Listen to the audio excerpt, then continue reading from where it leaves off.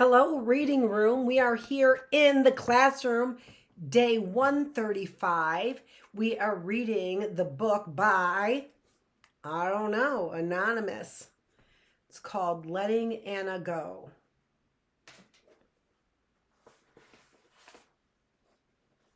Yeah, it's kind of sad.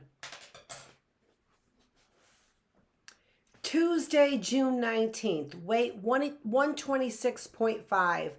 I woke up starving this morning. No one else was awake, yet because we were all up so late last night. More on that in a moment. But first, I went into the kitchen to get a cup of yogurt. I tried to take small bites and deep breaths in between. Jill swears that this helps her to eat more slowly.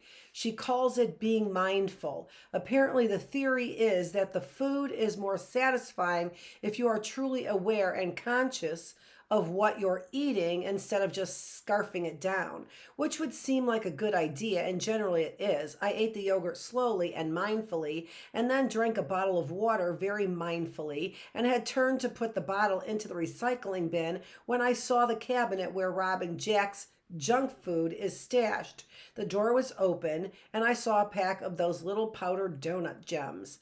These donuts are my breakfast food kryptonite. I am powerless against their pull. I tore open the cellophane almost before I knew what I was doing and popped one of those tiny powdery donuts into my mouth in one bite. I was biting into the second one when I sort of came to. I stood there frozen like I had come out of a donut gem blackout, wondering how I'd gotten here. The donut suddenly swelled in my mouth, and I saw there was powdered sugar down the front of my sleep shirt. I felt my heart racing as I turned the package over to read the calorie information. 240 calories per serving. Serving size, 4 donuts. That meant every donut was 60 calories. 60 calories in a tiny donut. I could eat in one bite. The powdered sugar had melted in my mouth, and the thick sludge of sweet cake felt like it might choke me if I tried to swallow.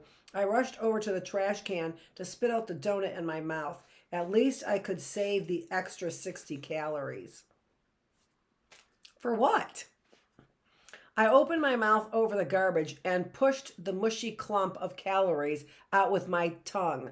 I watched the glob tumble from my mouth into the trash bag, and at that exact moment, to my sheer and utter horror, I realized I was not alone. Slowly, I looked up, and my eyes met Susan's.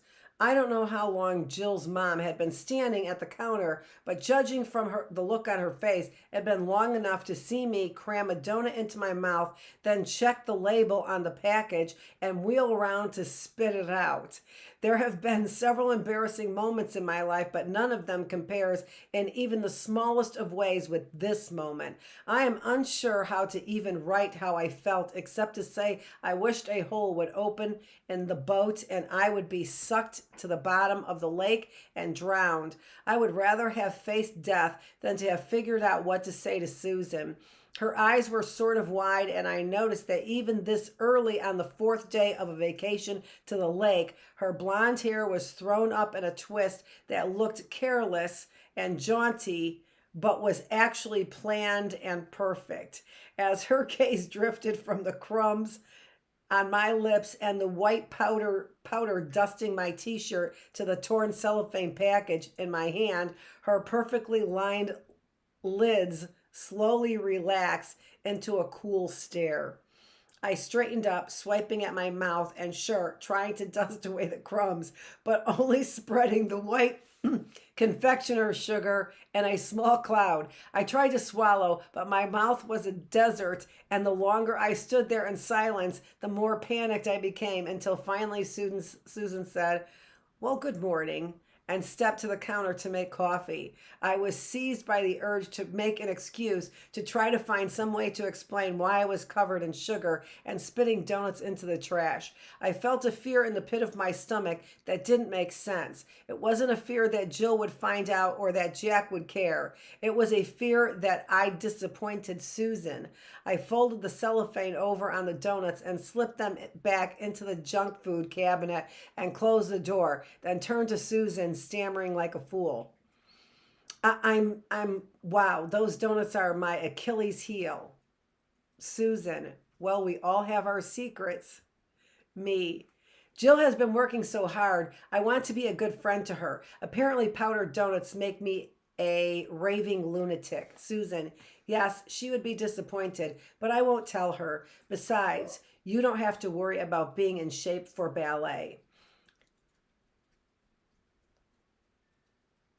Something about her smile when she said this was like a knife slicing through my chest. It wasn't the extra 60 calories I just swallowed that made my stomach hurt. It was the crushing shame of having let Susan down. I was supposed to be a good friend to Jill. I wanted to be pretty enough for Jack. Susan's vision for her son's girlfriend was certainly lean and graceful like her, not wolfing down donuts over the trash can. Is this the person I've become, sneaking bites like my mom? Newsflash, not a good way to keep my guy interested. If it didn't work for my dad, it certainly wouldn't work for a guy as handsome as Jack. I didn't know what else to say to Susan, so I slipped past her to go back to the room I share with Jill. As I did, she turned and stopped me with a hand on my arm. Susan, you were so beautiful last night. Jack couldn't take his eyes off you. I just wouldn't want you to start forming bad habits that would get in the way of that. My cheeks were burning, but I forced myself to meet her gaze. This was what tough love must feel like. Susan was telling me the truth. She was saying what I needed to hear instead of what I wanted to hear. Maybe if my mom had a friend like Susan, she wouldn't have wound up sobbing into my shoulder while clutching a pint of ice cream. Maybe someone telling her the truth would have kept her from losing my dad. I nodded at Susan, who smiled at me, then pulled me toward her and kissed my forehead, then poured herself a cup of coffee and asked where my new polka dot bikini top was hiding. Susan, Jill couldn't stop talking about what a knockout you were, and you tried it on in the store. I haven't seen it yet. I smiled and she winked at me as I slipped out of the kitchen and back into my room where Jill was still asleep. Quietly, I pulled off my sugar-coated t-shirt and fished the polka dot swimsuit and a little pair of cutoffs from my bag. I also grabbed this journal so I could write about what just happened. I'm sitting in the bathroom on the edge of the tub writing. It made me feel so good when Jill's mom said Jack couldn't take his eyes off me last night, mainly because I'd felt that too, but I wasn't sure if I was just dreaming. It's nice to have confirmation of good things. Sometimes I get excited about things, and then instantly I feel silly and afraid. This voice in my head tells me that this just can't be happening and that I shouldn't be excited about it because somehow that will jinx it. Last night, Jill and I were getting ready while Rob and Jack helped her dad dock the boat at the marina. When we felt the boat stop and heard the dull roar of the engine go quiet, Jill was changing outfits again for the 7th time. You wouldn't think we'd have had that many outfit changes between us on a trip where we were limited to one bag each. Let me assure you that this was not the case. We only had 3 skirts between us, not counting the white one I was wearing. Jill tried on almost every top with almost every skirt. Me. He's already completely smitten with you. I'm not sure why you're in a panic about what you wear tonight. Jill, wide-eyed, pronouncement face. I am not reacting to panic. I am enacting perfection. We may miss the appetizers is all I'm saying. You can't rush perfection. Me, no, but you can't eat it either. And if I don't have some food soon, I may lack the strength to actually carry myself down the gangplank under my own power. At that moment, we heard Susan call for us down the hallway from the stairs that led out onto the main deck. And Jill took one last look in the mirror before turning and leading the way out of the room, onto the deck, and down the walkway to the dock where Jack, his parents, and Rob stood waiting. Walking down the ramp, I felt like I was heading to dinner on the dock via a fashion show runway, and as I walked next to Jill, I could sense Jack's eyes on me immediately. Naturally, Rob couldn't contain himself and let out a low whistle as Jill stepped onto the dock and took his arm. She smiled, then informed him that she was not a baseball game to be whistled at, and shot him a look that silenced his joke about getting past third base before it had fully escaped his lips. And the awkward silence that followed, while James glared at Rob and Susan arched an eyebrow at Jill. I felt Jack's hand take mine for the second time that day. He leaned close and whispered into my ear, "You look great." "I clean up okay." Trust me, okay isn't the word I would use. And yet I received no whistle. Not my style. I like your style. Jill had not been wrong about dinner. The restaurant was fantastic. The view across the lake was incredible. The sun set as the waiter offered us appetizers, and I caught myself having to ask Jack to repeat himself because I was trying to tally the rough number of calories contained in a small bowl of Southwest corn biscuit as compared to the chopped salad. He asked me if I was nervous, and I smiled sheepishly and said maybe a little, even though I wasn't nervous about him. I was nervous about keeping my calories at $1,700 for the day. It dawned on me that I wasn't going to have very much fun if all I did was freak out about calories and lie about being nervous. I decided just to order what Jill was having and not worry about it. Luckily, the waiter went around the table, starting with the ladies first in the order we were seated: Susan, Jill, me. Jill ordered the chopped salad to start and something called 16 spice chicken with the mango butter sauce on the side. I followed suit. Jack and Rob both got the barbecue ribs, and Jack insisted I eat one of his, which I did. It was delicious, and I wished I'd gotten that instead of the chicken, but I knew pork ribs are not a 1,700 calorie diet, so I savored the bite I had and left a little more of the sides on my plate. I kept checking to see if Jill was actually eating. I don't think she took more than a bite or two of her salad, and there was still so much chicken on her plate when the waiter came to offer dessert that her dad insisted he box it up. So we could take it back to the boat.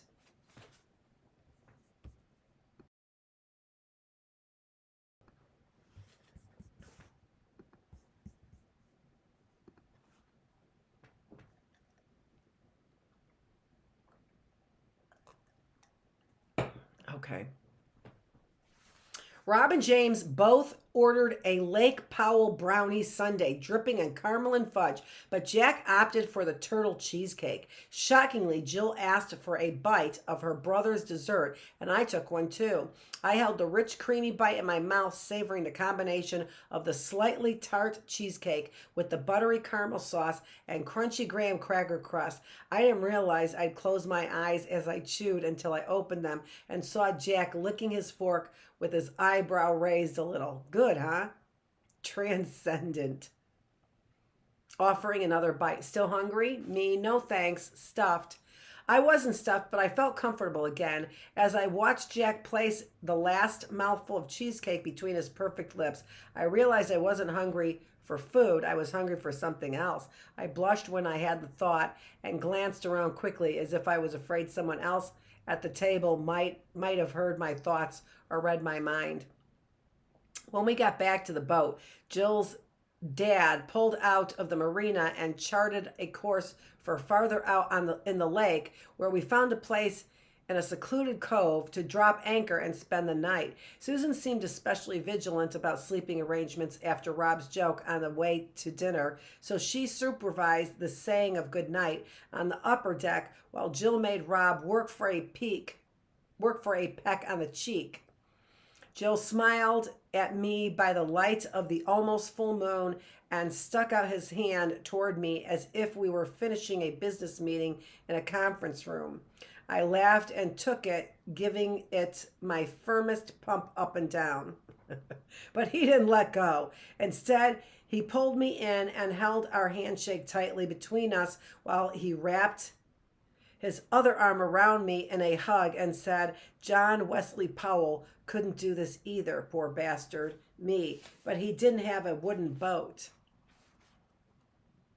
But he did have a wooden boat. Jack. He had 3, actually, me. You should stop hugging me now. Your mom is watching. Jack. She's still watching, Jill. Me. She's a wise woman. Jack. Would you kiss me if she weren't watching right now? Me. On the first date? Yeah. Not my style. It took me a long time to fall asleep last night. First, I listened to Jill tell me all about how mortified she was that Rob made that joke and how she's just not certain if he's mature enough for her. I kept drifting away from what she was saying and thinking about lying on the raft with Jack until finally she said, hello? Me. Sorry, what? Jill. Wow. What? You've got it bad. What? You've just said what 3 times in a row now. You've responded thrice with the word what. I'm just thinking. Jill. Yes, about my brother. Yes, I know I am still somewhat dizzy from disbelief. Me. I think that might be hunger. We didn't eat enough food today to sustain the life of a minnow. Jill, might I take this moment to say it is so much easier to do this diet with someone? Me. Enjoy it now. I might not survive the boat trip. Finally, we turned off the light and lay there next to each other in bed. Jill said she wished we could sleep on the upper deck with the guys under the stars. Then she asked me a question. So, you and Jack? Me. Maybe. Jill. How did this happen? Me. I don't know exactly. We were lying on the rafts when you and Rob climbed on board this afternoon, and all of a sudden we were holding hands. Jill. There were no other warning signs? You've known each other for over a decade. Me. True. But only as your big brother, and me only as your best friend. Generally, every time he saw me at your place, I was a sweaty mess after cross-country practice.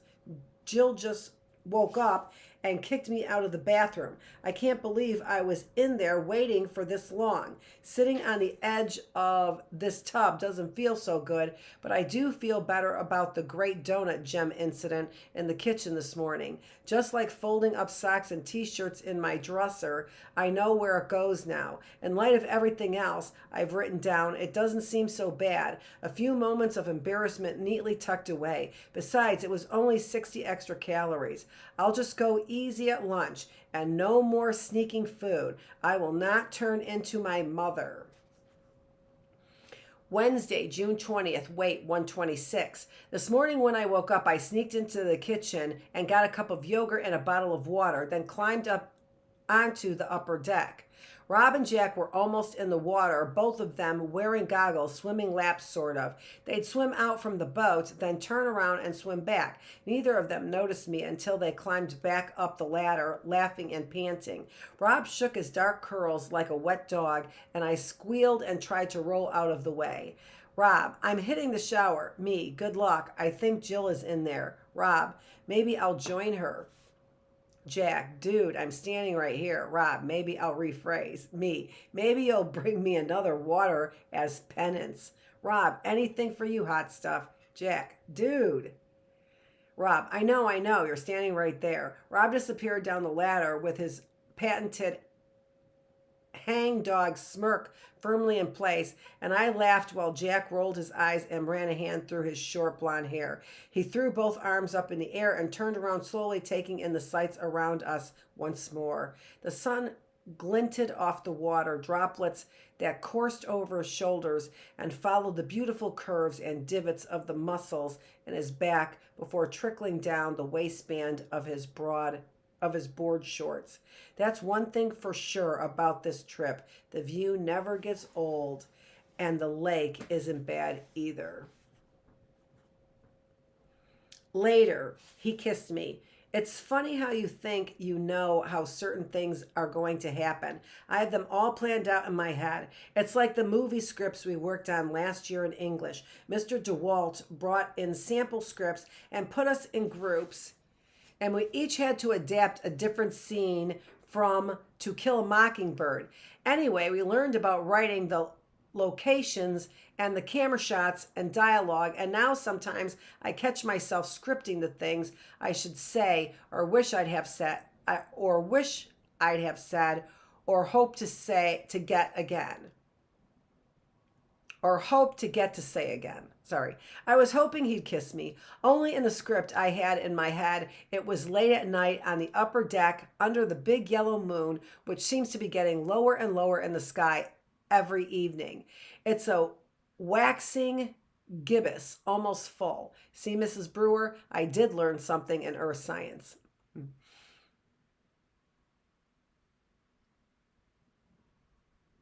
Extension night, houseboat on Lake Powell. So the writer is extending this part of it, right?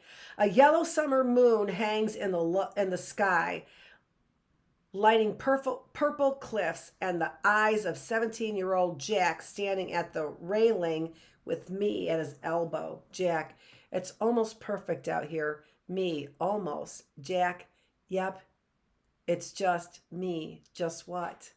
Jack, there's too much noise. Me laughing. Too much noise? It's just us talking. Jack in a devilish grin. I know, I have to make that stop. Jack takes me in his arms. EXT night, so extended night, I don't know, continuous. We push into a close-up and Jack and me kissing, first gently and then passionately, as we pull out and swirl around them, circling them twice and flying up and away over their heads, and the boat zooming across the water up the slide of the purple cliffs and fading to white on the moon.